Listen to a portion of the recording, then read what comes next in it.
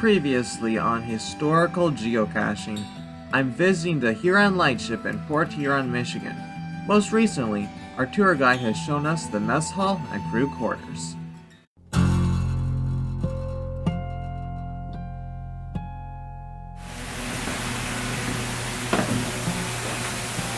This place up here, this is all business.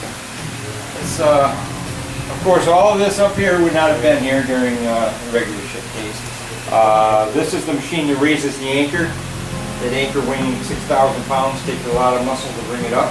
So was there just one anchor, or were there one on each side? There's actually a kedge anchor hanging on the side over here, but only the one mushroom anchor.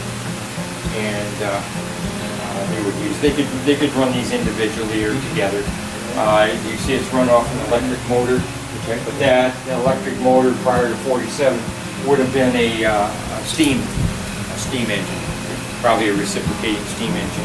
I don't know exactly what it was. A lot of things that we don't have any history stuff on, actually, because although we've had people come aboard that actually served on this ship, none of them served on it when it was before 1947. So, I was born in 46. How old would a guy have to be? 88, 89 probably years old at least. To find a sailor that had been on board one of these ships back then, that age, would be pretty hard. Down here is the ship's brig. You wonder, well, why does a lightship have a brig? But you got to remember, some of these lightships, this could easily been on the ocean. And if it was out on the ocean 75 or 100 miles offshore, this lightship had someone they had to control. We had nowhere to do that if they didn't have a brig to put in. So I've had many sailors come aboard and say, I was on a destroyer, we didn't have a brig. Well, that's because a destroyer sails in a fleet or a group, and in that group there's always at least one ship that has Marines on it. They said, oh yeah, that's what we do. We'd ship them over to the ship, to the one that had the Marines. And then you'd been better off if they had a brig, I'm sure.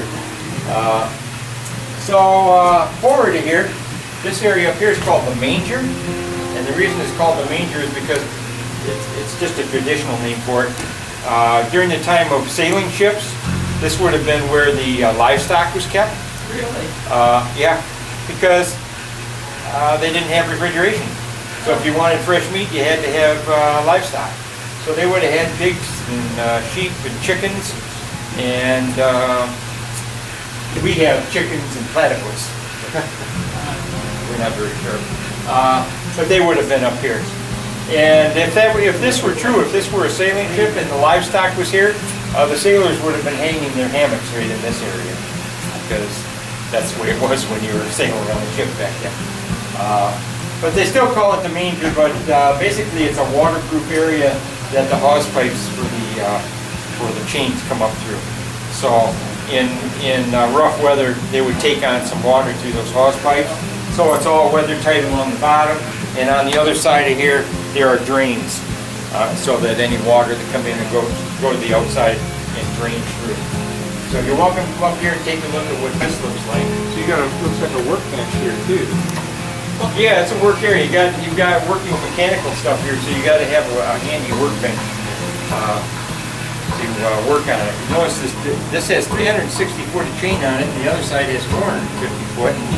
And you notice you don't see any chain laying around. It's because the chain comes over the top and drops into what they call the chain locker. And each one has a separate chain locker that it goes into, so the chain isn't snaking all over the deck down there. Oh, self-changing light bulb. Remember on the buoy? The light bulb burns out. What are we going to do? Ghostbusters. Here. Yeah. That's the niftiest thing on board here. Right there. Just look at that. All of our household lights should be like that. And it should be. But then you'd have to buy 6 lights at a time. Emergency light. This is a portable emergency light that the Coast Guard would have used, and somewhere there's a switch for it. Used to be a switch for it over here. And They would actually, if a ship were completely disabled and didn't have electricity or anything, they would take that portable light over and affix it on that tip and turn it on like that so they at least know where it's drifting to. So, you want to see it? There you go. And while we're talking about lights, you notice this light right here, it has a code to it.